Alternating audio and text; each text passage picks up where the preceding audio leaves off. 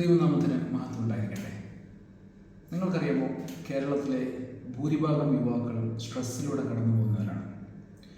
വിദ്യാഭ്യാസം, ജോലി, വിവാഹം, സാമ്പത്തിക ഭദ്രത എന്നിങ്ങനെയുള്ള പല വിഷയങ്ങളാൽ കടുത്ത മാനസിക സമ്മർദ്ദത്തിലൂടെ കടന്നു പോകുന്നവരാണ് നമ്മുടെ യുവാക്കൾ. ലൈഫിലെ തന്നെ ബിഗ് ഡിസിഷനുകൾ പലതും നടക്കുന്ന ഈ പീരീഡ് ആയതുകൊണ്ട് തന്നെ അവർക്ക് പലപ്പോഴും ഇത്തരത്തിലുള്ള സമ്മർദ്ദങ്ങൾ താങ്ങാൻ കഴിയുന്നതിലും അധികമാണ്. COVID-19 ഔട്ട്ബ്രേക്കിന് ശേഷം 2021 ടൈംസ് ഓഫ് ഇന്ത്യ അവർ നടത്തിയ ഒരു പഠനത്തിൽ തെളിഞ്ഞത് കേരളത്തിലെ 60% കോളേജ് വിദ്യാർത്ഥികളും സ്ട്രെസ്സിലൂടെ കടന്നു പോകുന്നവരാണ് എന്നാണ്. അതിൽ ഏകദേശം 55% കോളേജ് വിദ്യാർത്ഥികളും അവരുടെ ഭാവിയെക്കുറിച്ചോർത്ത് വളരെ വറീഡാണെന്ന് ഈ പഠനം തെളിയിക്കും. നമുക്കൊരിക്കലും നമ്മുടെ ഭാവിയെ കൺട്രോൾ ചെയ്യാനോ അടുത്ത നിമിഷം എന്താണെന്ന് ഉറപ്പിക്കുവാനോ കഴിയുകയില്ല. നമ്മുടെ ഭാവിയെ അത്രത്തോളം ആശങ്കകരമാക്കുന്നത് തന്നെ ഈ ഒരു വസ്തുത കൊണ്ട് തന്നെയാണ്. എങ്കിലും ദൈവമക്കൾ ഇതോർത്ത് വ്യാകുലപ്പെടേണ്ട ആവശ്യമുള്ളവരല്ല. നാം മനസ്സിലാക്കേണ്ട ഒരു വസ്തുതയുണ്ട്. എപ്പോഴെല്ലാം നിരാശ നമ്മുടെ ജീവിതത്തിൽ കയറി വരുന്നുവോ അപ്പോഴെല്ലാം നാം വിശ്വാസത്തിൽ നിന്ന് ഓരോ പടി പുറകിലേക്ക് മാറുകയാണ്. സാത്താൻ നമ്മെ ദൈവത്തിൽ നിന്ന് അകറ്റുവാൻ ഉപയോഗിക്കുന്ന തൻ്റെ പണിപ്പുരയിലെ ഏറ്റവും മൂർച്ചയേറിയ ആയുധങ്ങളിലൊന്നാണ് നിരാശ എന്ന് പറയുന്നത്. എന്നാൽ നമുക്ക് ലഭിച്ചിരിക്കുന്ന ഈ ദൈവ തിരുവചനം നമ്മുടെ നിരാശകളെ മാറ്റുവാൻ ശക്തമാണ്. നമ്മുടെ ഭാവി ആശങ്കകളെ നീക്കുവാൻ ധാരാളം പ്രോമിസുകൾ ദൈവം നൽകിയിട്ടുണ്ട്. തിരുവചനത്തിലുടനീളം നമ്മുടെ ഭാവിയെ ദൈവം കരുതാമെന്ന് പറഞ്ഞിട്ടുണ്ട്. പലപ്പോഴും നിരാശയുടെ മധ്യത്തിൽ നാം കരഞ്ഞ് നിലവിളിക്കുന്നത്, കർത്താവേ, നീ ഇതെല്ലാം അറിയുന്നുവോ, അങ്ങ് എൻ്റെ വേദനകളെ കാണുന്നുവോ എന്നെല്ലാമുള്ള പരിഭവങ്ങളാണ്. എബ്രായ ലേഖനത്തിൽ 4-ാം അധ്യായം 13-ാം വാക്യത്തിൽ ലേഖനകർത്താവ് ഇങ്ങനെയാണ് എഴുതിയിരിക്കുന്നത്: അവന് മറഞ്ഞിരിക്കുന്ന ഒരു സൃഷ്ടിയുമില്ല, സകലവും അവൻ്റെ കണ്ണിന് നഗ്നവും മലർന്നതുമായി തുറന്നു കിടക്കുന്നു. അതെ, അങ്ങൻ്റെ വേദനകളെ അറിയുന്നുവോ എന്ന് കരഞ്ഞ് പ്രാർത്ഥിക്കുമ്പോൾ തിരുവചനം പറയുന്നു, അതെ, നിന്റെ വേദനകൾ ദൈവം അറിയുന്നു, നിന്റെ കണ്ണുനീർ ദൈവം കാണുന്നു. പിന്നെ എന്താണ് കർത്താവേ അങ്ങ് എന്നോട് കൂടി ഇരിക്കാത്തത് എന്നാണോ പരിഭവം? യെശയ്യാവിൻ്റെ പുസ്തകത്തിൽ നാം ഇങ്ങനെ കാണുന്നു: നീ വെള്ളത്തിൽ കൂടെ കടക്കുമ്പോൾ ഞാൻ നിന്നോട് കൂടി ഇരിക്കും, നീ നദികളിൽ കൂടെ കടക്കുമ്പോൾ അത് നിന്നെ കവിയുകയില്ല, തീയിൽ കൂടെ പോയാൽ വെന്തുപോവുകയില്ല, അഗ്നിജ്വാല നിന്നെ ദഹിപ്പിക്കുകയില്ല. നിന്നെ മുക്കിക്കളയുന്നതോ തകർത്ത് കളയുന്നതോ ദഹിപ്പിക്കുന്നതോ ആയ എന്തു തന്നെയുള്ള പ്രശ്നങ്ങളായാലും അതിൻ്റെ മധ്യത്തിൽ നിന്നുകൊണ്ട് ദൈവം നിന്നോട് കൂടെ ഇരിക്കും. നിനക്ക് വേണ്ടി ദൈവം നിലകൊള്ളും. ഈ പ്രശ്നങ്ങളും പ്രതിസന്ധികളും വരുമ്പോൾ മാറി നിന്ന് നീ എന്ത് ചെയ്യുമെന്ന് നോക്കി നിൽക്കുന്ന ഒരു ക്രൂരനായ ഒരാളായിട്ട് നിങ്ങൾ ദൈവത്തെ ചിത്രീകരിക്കരുത്. നിന്നോട് കൂടെ നിൻ്റെ അതേ പ്രതിസന്ധികളിലും നിൻ്റെ അതേ താഴ്ചകളിലും ഇറങ്ങി വരുന്ന സ്നേഹസമ്പന്നനായ കരുണാസമ്പന്നനായ മഹാപ്രഭുവാണ് നമ്മുടെ ദൈവം. നാം നമ്മുടെ വിശ്വാസത്തെ ഉറപ്പിക്കുവാനായിട്ട് ഈ ഒരു ബോധ്യം എപ്പോഴും നമ്മുടെ മനസ്സിലുണ്ടാവണം. എപ്പോഴെല്ലാം നിരാശ എന്നെ സ്ട്രൈക്ക് ചെയ്യുന്നുവോ അപ്പോഴെല്ലാം മനസ്സിലാക്കണം, എൻ്റെ ഈ അവസ്ഥകളെ ദൈവം അറിയുന്നുണ്ട്, എൻ്റെ ഈ അവസ്ഥകളെ ദൈവം കാണുന്നുണ്ട്, എൻ്റെ ഈ അവസ്ഥയിൽ എൻ്റെ ദൈവം എന്നോട് കൂടെ ഉണ്ട്. അതുകൊണ്ടല്ലേ തിരുവചനത്തിൽ നാം ആവർത്തിച്ച് കാണുന്നത്, നീ ഭയപ്പെടേണ്ട. തിരുവചനത്തിൽ ദൈവം തന്നെ നമ്മളോട് പറഞ്ഞിട്ടുണ്ട്, ഞാൻ നിന്നെ കൈവിടുകയില്ല, ഉപേക്ഷിക്കുകയുമില്ല. അതെ, എല്ലാ കാലത്തും നമ്മെ സംരക്ഷിക്കുന്ന സ്നേഹവാനായ ദൈവമാണ് നമ്മുടെ ദൈവം.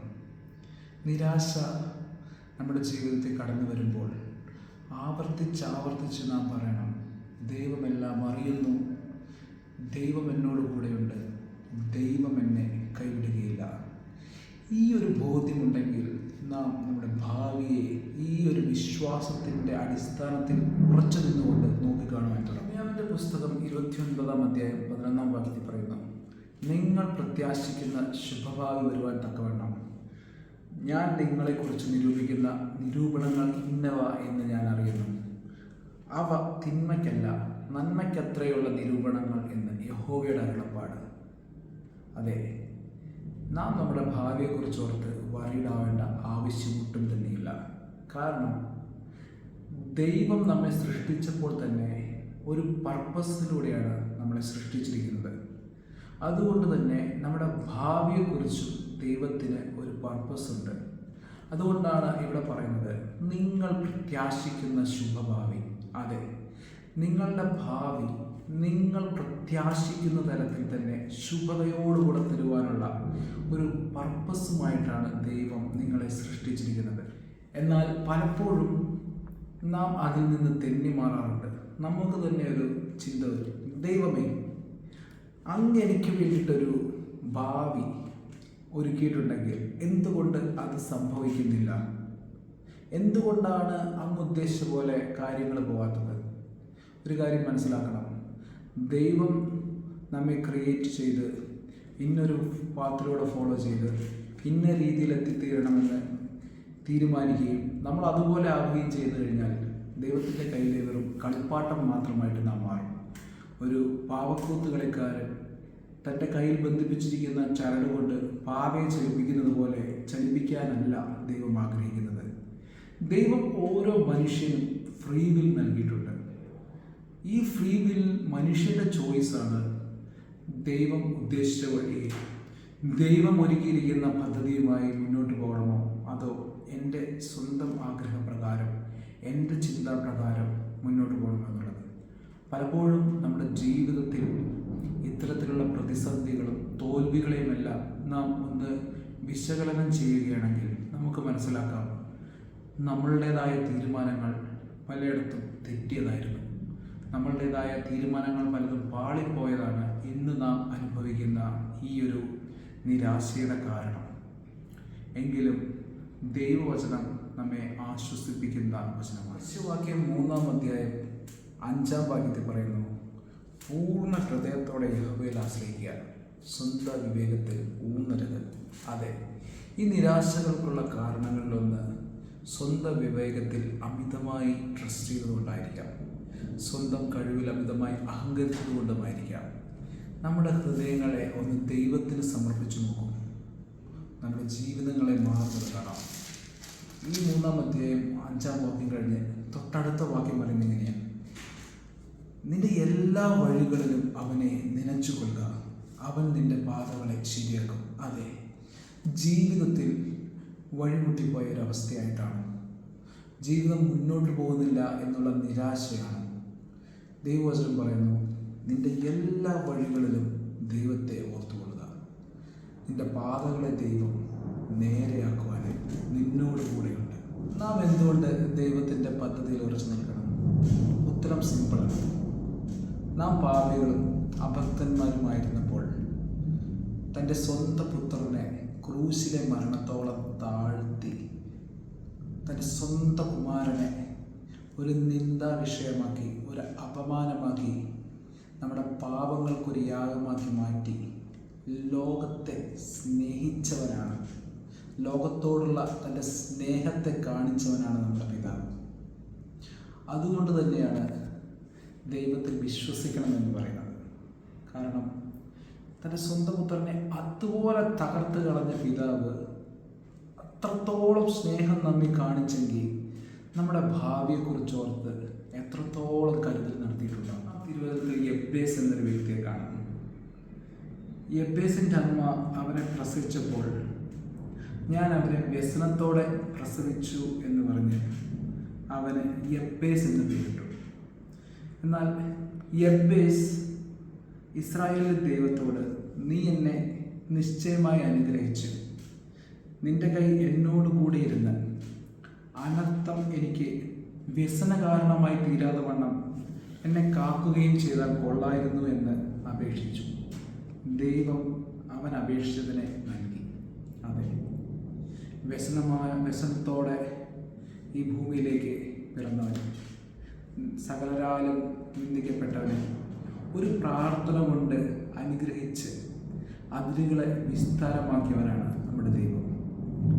നമ്മുടെ വേദനകളെ, നമ്മളുടെ പ്രശ്നങ്ങളെ ദൈവസന്നിധിയിൽ നിങ്ങളൊന്ന് സമർപ്പിച്ചു നോക്കൂ.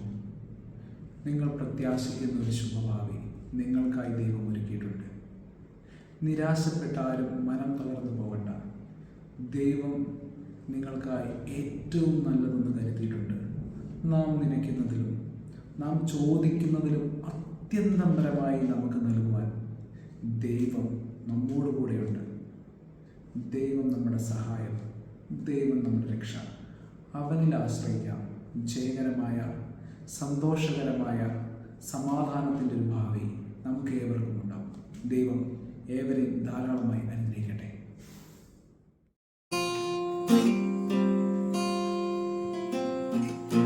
നാളെ നീരച്ചു നടുങ്ങേണ്ട ദുഃഖ വേളകൾ വരുമെന്നു കലങ്ങേണ്ട.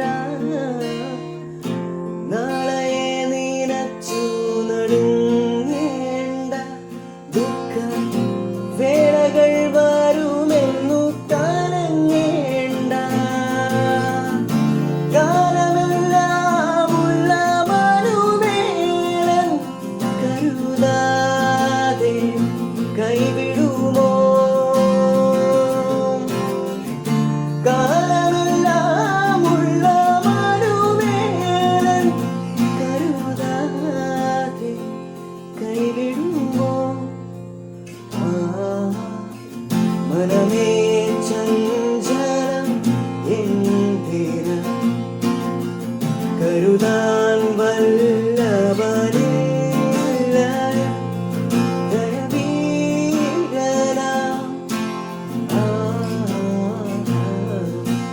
മനമേ ചഞ്ചലം